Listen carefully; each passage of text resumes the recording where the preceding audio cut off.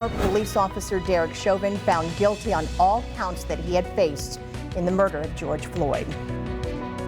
That breaking news on Tuesday, getting strong reaction from people across the country. Tonight in downtown Fort Wayne, a group gathered to mark the conviction. They are happy about the jury's decision, but say it's just the next step in what should be an ongoing conversation about police reform. Good evening. We're glad you're here tonight. I'm Tom Powell. And I'm Linda Jackson. Fort Wayne's NBC reporter Carly Van Cleve talked with people at tonight's rally outside the courthouse. She's live with us with what they had to say. Carly?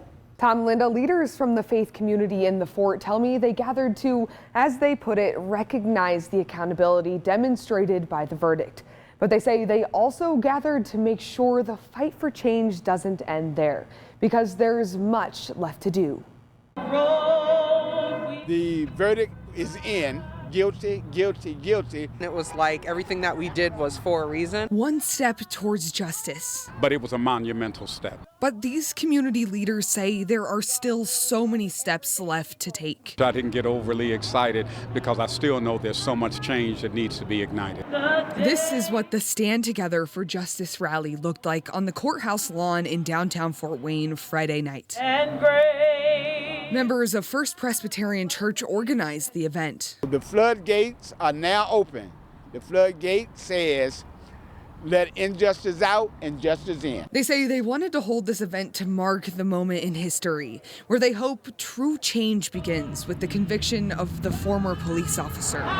It is certainly a time that we can celebrate, but we also have to challenge the nation to begin to replicate what we saw in Minneapolis this past week. Larry Gist, the president of the Fort Wayne NAACP, and Reverend Bill McGill of Imani Baptist Temple both talked about what needs to happen next. We are here and we're going to sit together, and the time and now is right. When you see something, say something, and I guess start recording something. Gist says he wants to focus on getting an Indiana hate crime bill finally passed into law. We need to get this hate crime, a real hate crime bill on the books. McGill says he wants justice for others who have been through something similar. Until another family has no reason to grieve, I'm still going to be saying I can't breathe.